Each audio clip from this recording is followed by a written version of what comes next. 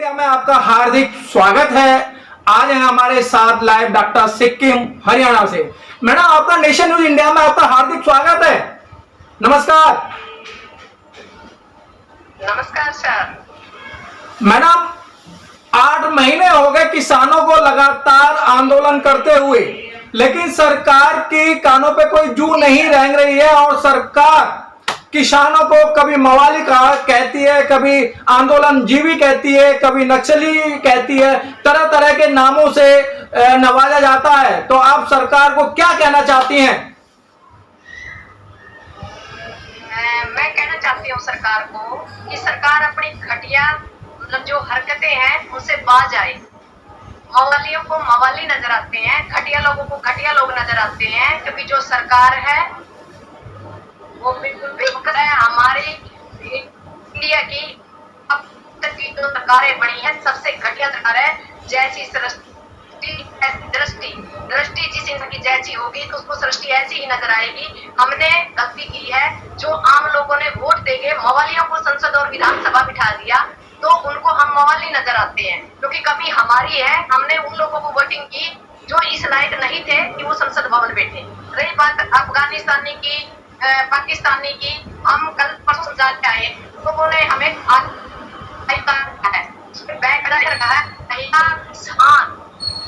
सांसद यानी हम किसान तो सरकार ने प्रूव कर दिए हैं। आने वाले टाइम में एमएसपी की गारंटी भी जल्दी ही देगी है सरकार। लेकिन मैडम, क्या लगता है कि आपका एक महिला संसद भी चला और लगातार आज 5वां दिन है संसद भवन पर, संसद मार्ग पे संसद चल रहा है, उसके बावजूद भी सरकार की कोई भी इस तरीके से प्रतिक्रिया नहीं आ रही है किसानों के पक्ष में। सर वो चाहते हैं कि हमें एमएसपी की गारंटी ना देना पड़े और किसी तरह ये किसान टूट के पिट के घर चले जाए। कि बड़ी सरकार को ये नहीं पता हम वो किसान कौम है जो बनाना जानते हैं, बोना जानते हैं तो काटना भी जानते हैं। ये सरकार हम गलत ना आके हम जानने के लिए तैयार हैं, या 2022 या 2024 हम चाहते थे सरकार हमारी बातें सुने। हम उन लोगों को ये सिखाना चाह रहे थे कि आप देखिए संसद को कैसे चलाया जाता है। संसद से हम डेढ़ पूरी इसी करके बैठे थे, जो अंदर मवाली लोग बैठे हैं, जो अनपढ़ और बैठे हैं, टुकड़े लोग सड़क पर बैठे हैं और संसद चला रहे हैं। और उनको हम बताना चाहते हैं कि भाई हमारे इस चीज की समस्या है और हमारे जो आपने कानून हम पर थोप दिए उसमें ये कमियां हैं, पर सरकार हमारी सुनने के लिए तैयार नहीं है।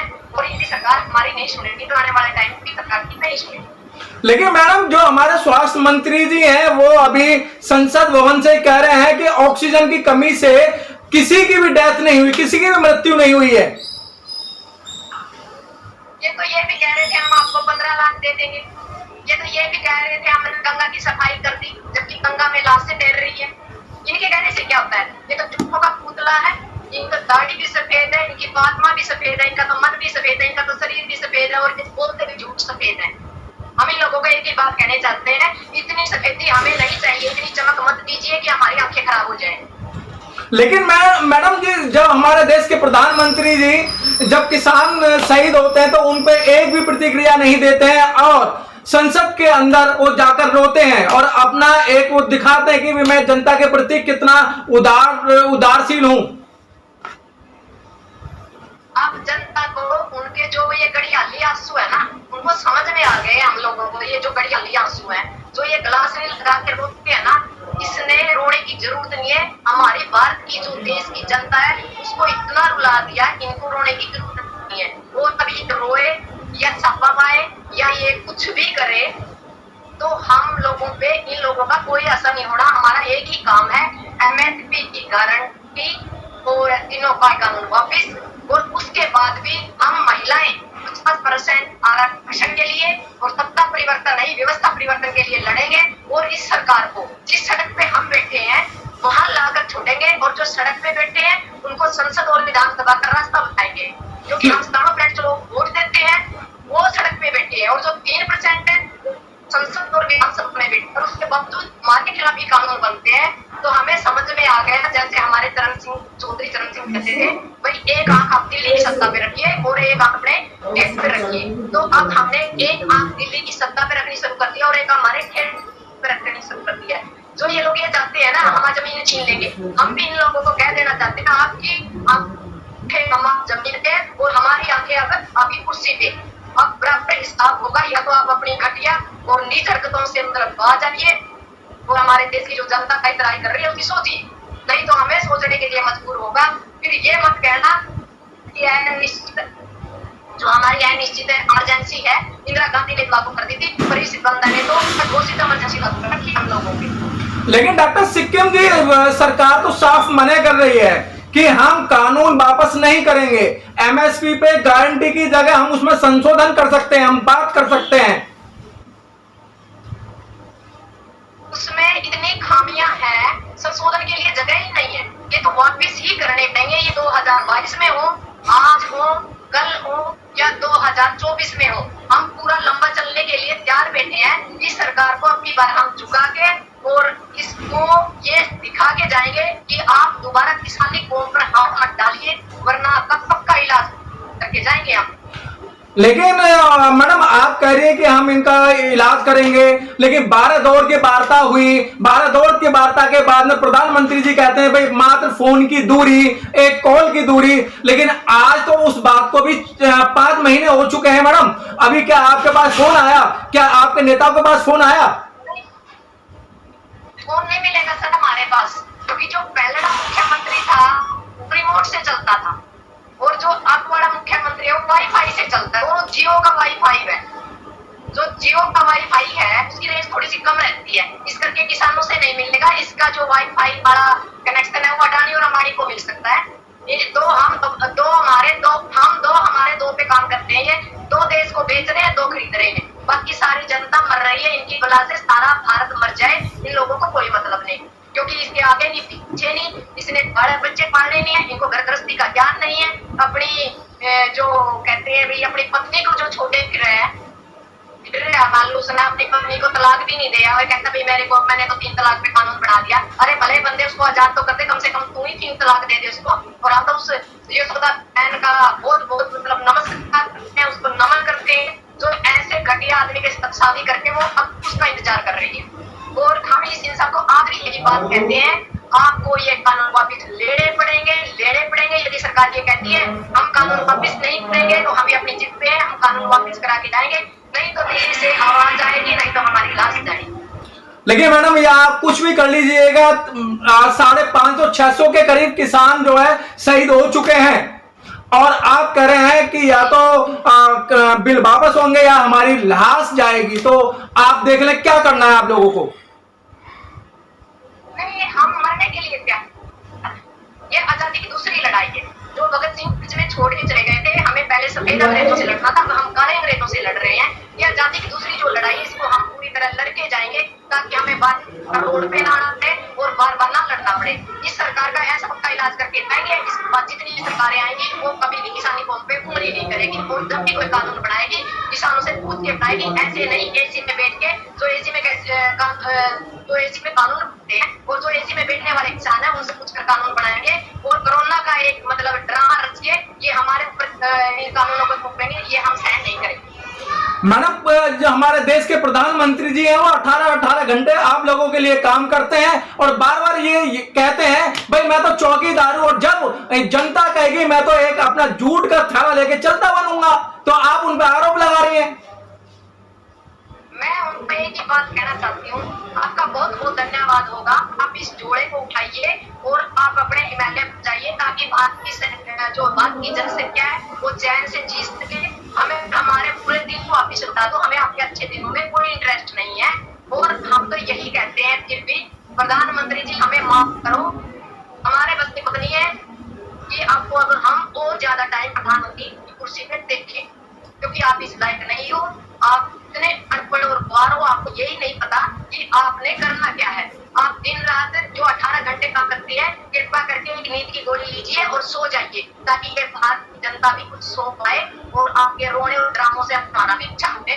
मन की बात करते हैं, अब हमें मन की बात हमारी सुने, मन की बात हमारे तन की बात सुने, हमारे दल की बात सुने। इन्होंने तो ना हमारे पास मन छोड़ा ना धन छोड़ा ना तन छोड़ा, धन हमारा सड़कों पे बैठा है, धन हमारा निकाल के ये टांगने हैं, और मन की बात इनकी सुन सुन के हमारे कानों में कीड़ चल गई है, हमारी बात क्यों नहीं सुनती है। अब की बार संसद भवन और विधानसभा के जितने संसद और एमएलए उनको मन की बात सुना के चाहिए, जो इन्होंने हमें सुना के बैठ रखा है, अपनी संसद इनके बिल्कुल संसद के सामने संसद लगाई, ताकि इन लोगों को भी पता चले कि मन की बात कैसे होती है। हमें सबका साथ सबका विकास चाहिए, पर प्रधानमंत्री का साथ हमें नहीं चाहिए। और जो बेटी पढ़ाओ और बेटी बचाओ है, जो इनका बयान नहीं सिर्फ एक पोस्टरों पे लगाने के लिए, बोर्डों पे लगाने के लिए और सरकार को आंकड़े बनाने के लिए चाहिए। बेटी कोख में मारी जा रही है, बेटी सड़क पे मर रही है, बेटी का बलात्कार हो रहा है, बेटी का मर्डर हो रहा है, इस सरकार में हम कहीं भी सुरक्षित नहीं है। ये सिर्फ जुमलेबाजों की सरकार है, और हम कहने चाहते हैं जुमलेबाजी छोड़िए और राजन पर आकर काम करिए, यदि आप इस कुर्सी पे बने रहना चाहते हैं। 8 महीने हो गए, अब तक ऋण वापसी नहीं हुए हैं, कानून वापसी नहीं हुए हैं, हमारे किसान मर रहे हैं, देख नहीं रहे, देश त्राही कर रहा है, देश में मतलब जन आंदोलन हुआ पड़ा है, देश में मतलब अनिश्चित, जो हमारी अनिश्चित मतलब इमरजेंसी जैसे हालात हैं, 2-15 महीनों ने बंद कर दिया है। एक बात बताओ, इन लोगों ने कि 15-15 लाख रुपए दे के लोगों को घर के अंदर बंद किया है कि आप खाओ पियो और अंदर बैठो। ये प्रधानमंत्री है, ये शाम तक 2 लाख खाना खाता है। हमारे बुजुर्ग जो सुबह कमाते हैं तो शाम को उन्हीं बच्चों को खाना मिलता है, और कहीं भी कोई भी सुविधा सरकार ने ऐसी नहीं दी है कि कोरोना काल है आप घर बैठिए और आप घर में सुरक्षित रहिए और अपने बच्चों को पालिए। क्या खाएगा नहीं, कहीं भी आंकड़े सिर्फ सरकार के पास आंकड़े हैं, नहीं कहीं आयुष्मान कार्ड इनका काम कर रहा है। 5 किलो राशन में आप एक बात बताओ, 5 किलो राशन में एक इंसान का क्या पूरे महीना काम चल जाएगा? आप खुद सोचो, आप एक इंसान हो, किसी से भी ये पता करो भी 5 किलो राशन में क्या एक इंसान का एक महीना काम चल जाएगा? ये ऐसी हरकतें कर रहे हैं, वो कह रहे हैं 2000 रुपए के लिए, तो हम तो आज तक किसी के खाते में 2000 रुपए आते देखे नहीं। ये तो हमसे और ले रहे हैं, देने के लिए इनके पास कुछ है ही नहीं। ये तो मतलब मजदूरों से भी ले रहे हैं, किसानों को रोड पे डाल दिया है, जो कर्मचारी है उनके डीए खा गए हैं, किसी की तनख्वाह नहीं दे रहे, सरकार के पास कुछ नहीं है देने के लिए। इन लोगों के पास सिर्फ एक ही बात है, ये सिर्फ एमएलए और एमपी को खरीदने के लिए पैसे हैं, बाकी हमारे देश में किसी भी चीज के लिए पैसे नहीं है। एक वही बात है, एक इनके हवाई जहाज में घूमने के लिए पैसे थे, वो तो भलाओ इस कोरोना काल का, तो ये हमारे देश में टिक गए, पर हमारे लिए सबसे बुरा दौर है ये। हम तो कहते हैं कोरोना मैया आप चली जाए, और जो हमारा देश का प्रधानमंत्री है तो दूसरे देश समझ ले जाए, ताकि हमें ऐसे गंदे कानूनों से पीछा छूटे। क्योंकि ये ठाली बैठेगा तो कि मैंने कि उल्टे सुलटे कानून बनाओगा, यू विदेश में ठीक है, बहने बहन फिर कितना हमारा टाइम पूरा हो जाएगा, यू देख लेगा इस दुनिया। मैडम, अब तो ये चौटाला जी भी आपके साथ में ही है, वो ट्रैक्टर लेके आते हैं और कहते हैं भाई मैं किसानों के समर्थन में हूं। कौन से चौटाला साहब? अभी आए थे ना आपके समर्थन में ट्रैक्टर लेके, आप जान नहीं है? आप जान नहीं है मैडम? हम एक ट्रैक्टर वाला हमें लूट के ले गया, हमने मुझे से उसको 48,000 से जिता दिया, उसको हमने डिप्टी सीएम बना दिया। अब उछाड़ा में सिर्फ पानी भूखमरी और अंधेरा छाया हुआ है, और अब राहुल गांधी लेके आ गया, तो हम हाथ जोड़ते हैं जो ये नए 2 अगर पिल्ले हैं, जैसे सीएम चौटाला और हमारे पप्पू साहब भी, आप अपने घर इन ट्रैक्टरों को हम ही संसद में ले जाएंगे, क्योंकि संसद में ट्रैक्टर चलाना हमें आता है, और संसद का हमें रास्ता पता चल गया, तो हम अपने ट्रैक्टरों को संसद तक खुद ले जाएंगे। ये हम कृपया करें इन ट्रैक्टरों को, और अपने शरीर को ये कष्ट ना देने, इनके घर बहुत पैसा है, घर पे तो क्या लगता है मैडम, इस बार विकास पर वोट पड़ेगा, या फिर वही जो आपके मन में है कि वो जब वोट आता है तो सरकार एक जुमला छोड़ देती है हिंदू मुस्लिम वाला, उस पर वोट करेंगे? नहीं, अब जनता को पता चल गया है, जो सरकार चेहरा बिल्कुल साफ हो गया। एक 2 साल के बच्चे से 30 साल को पता है हमने सरकार कैसे चलानी है, हमने सरकार को कैसे बढ़ाना है। जैसे ये हिंदू मुस्लिम सिख ईसाई जाट नॉन मुस्लिम जो कार्ड खेलते हैं राजनीति का या नफरत का, हमारी पार्टी में भी की गई है कि हम दोबारा से पक्षपात बन गए हैं।